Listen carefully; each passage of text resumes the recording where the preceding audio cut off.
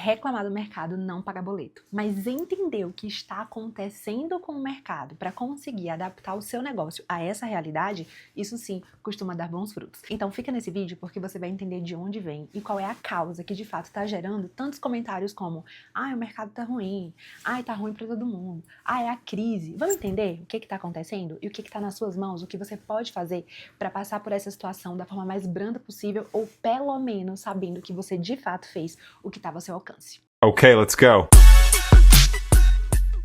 Eu sou a Madu, eu empreendo há mais de 7 anos e aqui eu não falo só o que eu acho, na verdade eu falo o que eu vivo no dia a dia do meu negócio e o que os dados mostram. E hoje eu vou falar pra você o que está acontecendo com o bolso do brasileiro, o que está acontecendo, por que está todo mundo endividado e como isso afeta diretamente o seu negócio. Mas antes eu preciso te contar que eu não estou no meu escritório. Hoje eu estou no escritório da Wave. A Wave me recebeu aqui, na verdade Nicole me recebeu aqui na casa dela para passar uns dias em Luiz Eduardo Magalhães. Eu tô até ainda com a pulseirinha da Farm Show, que eu ia voltar hoje à tarde e acabei não voltando. Conheci pela manhã, estou aqui pela tarde.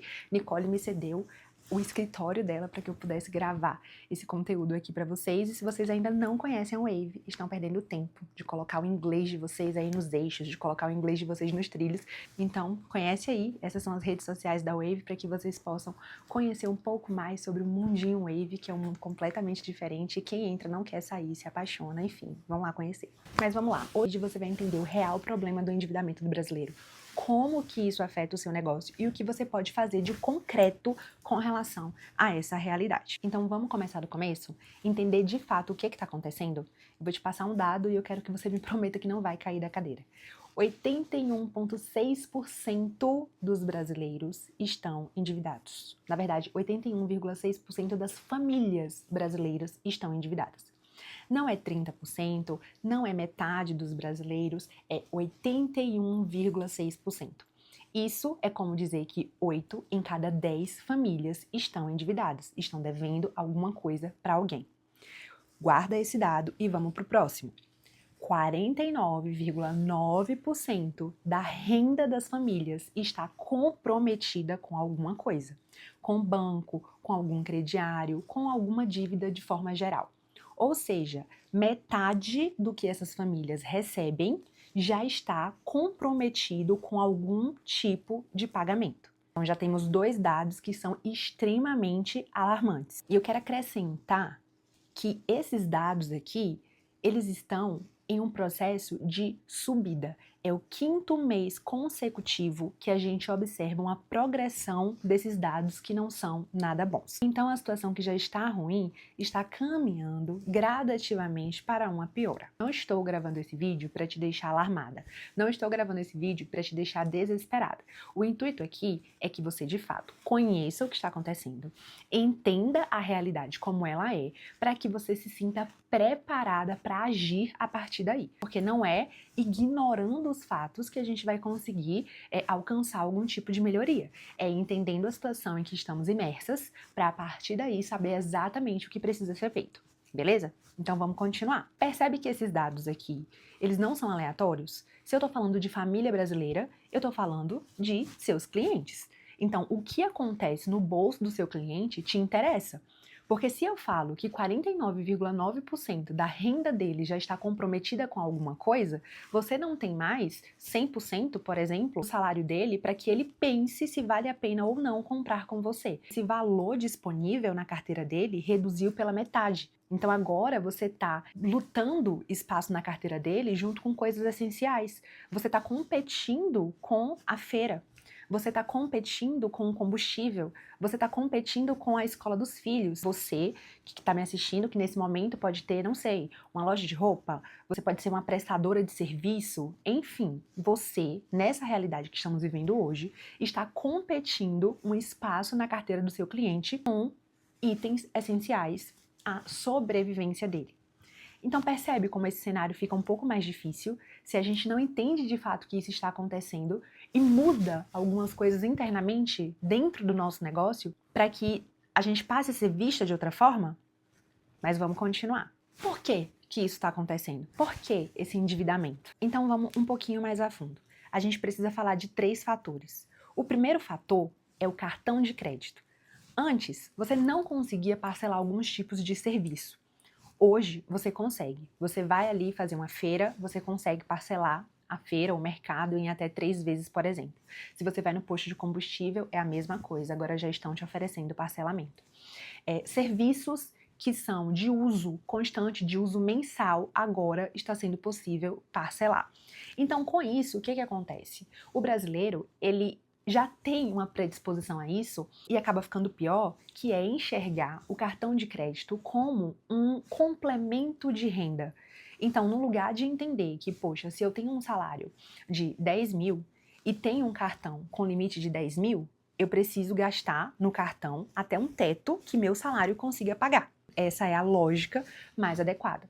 Mas como é que o brasileiro tem enxergado? Pô, eu ganho um salário de 10 e tenho um cartão de mais 10, então eu tenho um salário de 20. E é exatamente isso que tem causado esse endividamento, esse super endividamento nas famílias brasileiras. Lembra que a gente está falando de mais de 80% das famílias endividadas. E quando eu começo a colocar tudo isso no cartão de crédito, na fatura, e chega o fim do mês e eu não consigo pagar, eu acabo caindo no rotativo do cartão, que chega a 440% de juros ao ano.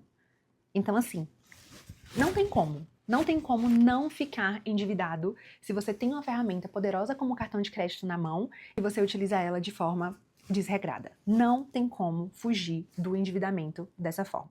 E você precisa muito levar isso em consideração em todo momento, na hora de traçar campanhas, na hora de expor o seu negócio, na hora de entender metas, na hora de entender como abordar o cliente nesse momento mais sensível que ele está passando. O segundo fator que leva a esse superendividamento são as bets, as apostas.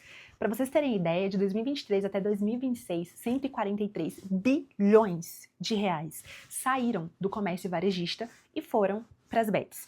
E aí você me fala, nossa, mas o meu cliente não tem um perfil que aposta. Tudo bem, mas o seu cliente pode ter um comércio. E eu tô falando de 143 bilhões de reais que deixaram de ir para o comércio varejista. Então, o seu cliente pode não apostar, mas o cliente do seu cliente pode apostar. E aí o valor da carteira dele, que antes poderia ser destinado a comprar com o seu cliente, agora foi para bet, agora foi para aposta. Então o seu cliente teve queda de faturamento. Então se ele teve queda de faturamento, provavelmente ele vai ter mais dificuldade de comprar de você. Ou no mínimo, ele vai analisar muito mais antes de adquirir o mesmo produto que antes ele poderia adquirir de forma mais tranquila, de forma mais fácil, sem precisar pesar tanto o momento da escolha. Então entende como isso é uma relação em cadeia? Não é porque o seu cliente direto não está inserido em um dado como esse que você deixa de ser afetada. A economia acontece de forma integrada. Então, quando eu tiro de um lugar, eu vou sentir em outro, mesmo que essa conexão não seja direta. E o terceiro fator é que os juros está mais alto do que nos últimos 20 anos. 14,75%. A gente saiu de 15%, se é um pouco, mas assim, uma descida, sinceramente, irrisória para a situação geral. Então, o crédito continua muito caro. E aí você pode falar também, nossa, mas não me afeta diretamente, sei lá, eu vendo pão, tudo bem. Mas lembra que eu acabei de falar sobre o crédito rotativo, por exemplo? Então, se o seu cliente, que antes poderia ir lá na sua padaria e comprar pão, bolo, suco, salgado, agora ele vai pensar muito mais, porque ele já tem uma dívida grande no cartão dele e qualquer centavo está contando. Então, eu volto a repetir, a economia realmente é algo integrado. Quando algo sai do eixo em algum lugar, você sente no outro, mesmo que essa relação não seja completamente direta. Então, é esse cenário que o seu cliente está. Então imagina você tentando vender algo para o seu cliente e ele com essas 3 situações antes de chegar até você.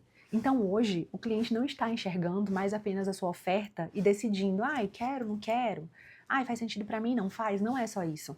Mesmo que faça sentido para ele, ele tem outros fatores que estão pesando muito a decisão de compra dele. Então, algo que antes seria tranquilo, algo que antes seria mais prático de resolver, sim, não, agora não é só assim. Então percebe que entender essas situações traz luz a alguns comportamentos que os clientes têm tido com você? Aquele cliente que recebe um orçamento e some, aquele cliente que tem muitas perguntas, ele quer entender exatamente o que ele vai receber, aquele cliente que está demorando mais na decisão de compra, que já comprou, inclusive, com você anteriormente e costumava ser mais fácil, mas agora você está percebendo algo um pouco mais demorado, algo um pouco mais arrastado, e aí você fica se perguntando muitas vezes o que é que você está fazendo de errado, o que é que mudou, se é o seu atendimento, se esse cliente talvez conheceu algum tipo de concorrente, enfim, várias coisas passam pela cabeça da empreendedora nesse momento. Quando na realidade, sim, pode ser outros fatores, mas hoje, gente, esse fator econômico, ele tá gritando. E precisamos olhar para ele com um olhar mais especial. Porque esse cliente que recebeu o orçamento e não respondeu, talvez ele não tenha achado caro exatamente. Pode até ser o seu público-alvo, ou uma pessoa que costumava ser o seu público-alvo. Só que parando para fazer conta nesse momento, ele viu que não dá. Ele viu que se ele te pagar, ele vai deixar de pagar algo que é essencial no dia a dia dele. Então, parou para fazer conta e viu, realmente, nesse momento eu não consigo mais. Aquele cliente que está demorando de responder, ou aquele cliente que faz muitas perguntas, muitas vezes pode estar com o orçamento contado ali e está entendendo se realmente é a decisão mais assertiva investir com você naquele momento. Só que o importante também é saber que, em meio a toda essa situação que parece pavorosa, o seu cliente não parou de comprar.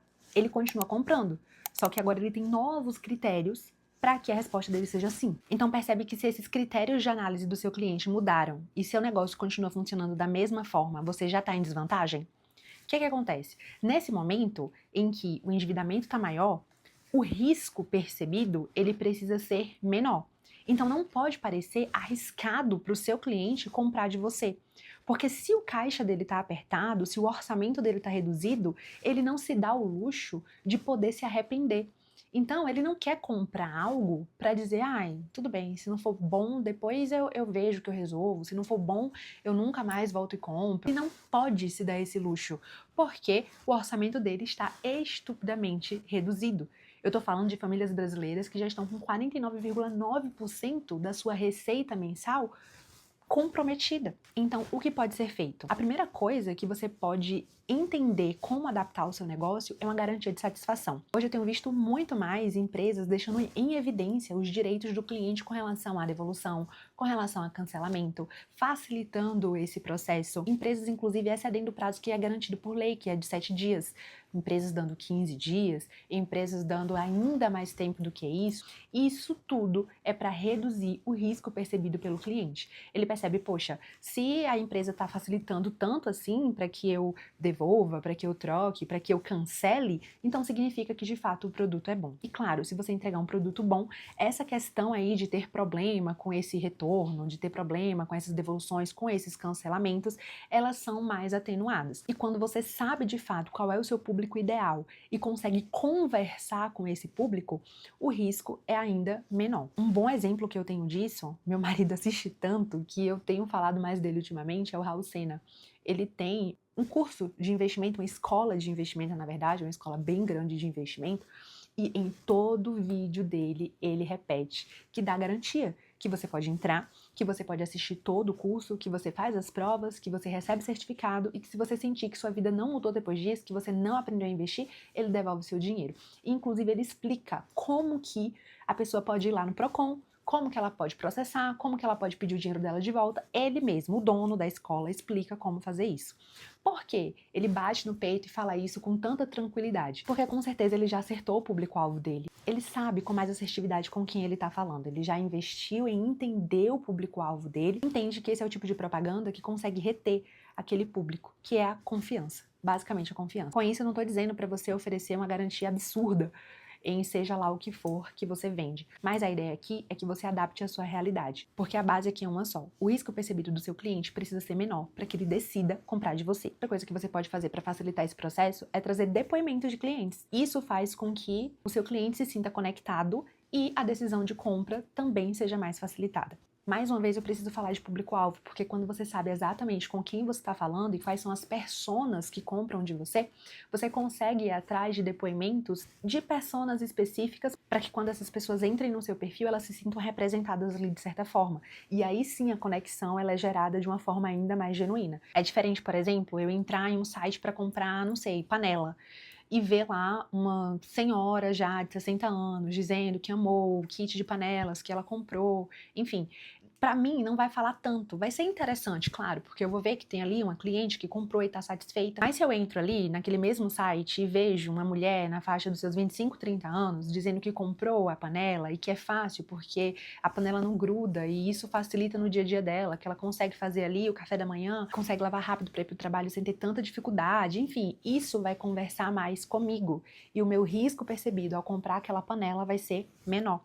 Então, invista em entender o seu público-alvo e saber quais são as personas dentro desse público para que você possa trazer provas sociais que conversem diretamente com a pessoa que está ali assistindo para que o risco percebido dela seja menor e ela decida comprar de você com mais facilidade. Outra coisa que pode ser feita para diminuir o risco percebido do seu cliente é mostrar o processo e não só o resultado final, porque isso amplia os pontos de conexão e conexão vende. Então, por exemplo, se você tem uma loja de roupa, você pode mostrar a curadoria, como você faz para escolher uma coleção, por que uma peça entra, por que uma peça sai. Se você tem um restaurante, uma confeiteira, enfim, você pode mostrar o seu processo de escolha dos ingredientes ou o seu processo de higiene, como é que você faz para garantir que tudo sempre vai sair ali da forma mais impecável possível. Se você é arquiteta, você pode mostrar algumas escolhas descartadas, por que você escolhe não trabalhar com algum tipo de material, o que isso causa de prejuízo na vida do cliente que opta por trabalhar com aquilo.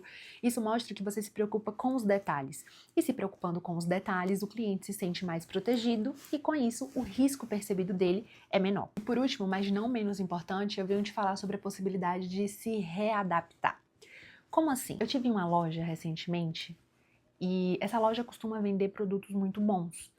Produtos de marcas bastante conhecidas, em que se você for pegar um conjunto, por exemplo, você vai deixar ali 2, 3 mil, enfim.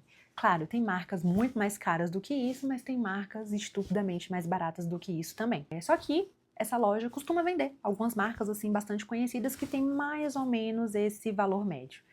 Só que essa realidade do superendividamento não é uma brincadeira. Essa loja, ela podia simplesmente parar, olhar a situação acontecendo e falar, meu Deus, o que eu vou fazer?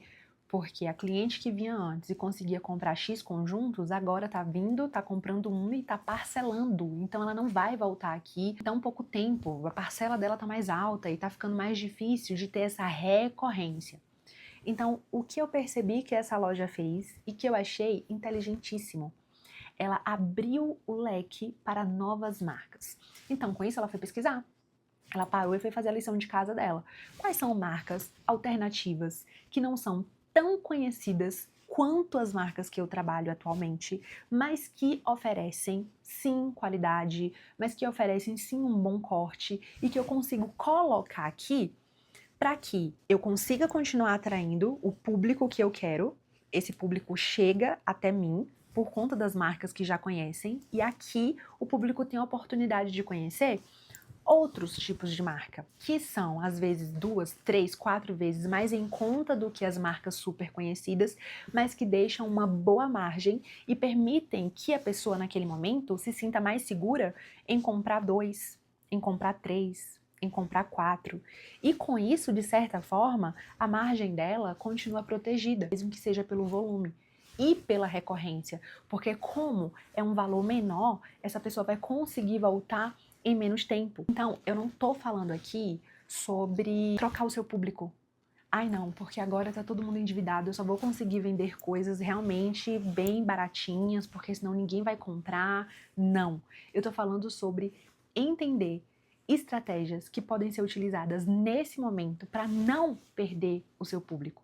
Para que seu público entenda que sim, é flexível, que ainda é possível continuar ali, que ele consegue continuar presente, que ele consegue encontrar um espacinho na carteira naquele momento para continuar ali, presente com você. Isso inclui também flexibilidade de pagamento, por exemplo. Antes, você podia parcelar, não sei, em 3 vezes, porque foi esse valor que você conseguiu na máquina. Faz uma pesquisa de fornecedor, vê qual é o equipamento que você consegue uma taxa melhor, uma taxa que você consiga parcelar em mais vezes para o seu cliente. Se o mercado e o combustível está parcelando em 3, você precisa se mover. Para isso, você precisa que a sua precificação também esteja feita de uma forma correta, para que você simplesmente não coloque, parcelado em 12 vezes sem juros, e consiga oferecer uma condição atrativa para o seu cliente, mas que acabe quebrando você.